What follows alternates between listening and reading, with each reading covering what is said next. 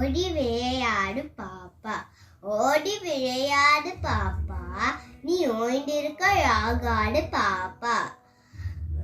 கூடி விளையாடு பாப்பா, ஒரு குழந்தை வையாடே பாப்பா. காலை எழுந்தவுடன் படிப்பு, பின்பு கண்ணிற்கு கொடுக்கும் விளையாட்டு. மாலை முழுதும் விளையாட்டு என்று வழக்கப்படுத்தி கொள் பாப்பா. ஜாடிகள் விளையாடி பாப்பா, குளத்தாட்சி உயர்ச்சி சொல்லல் பாவம். நீதி உயர்ந்த மடி கல்வி என்பது அன்பு நிறைய உரையவர்கள் மேலோர்.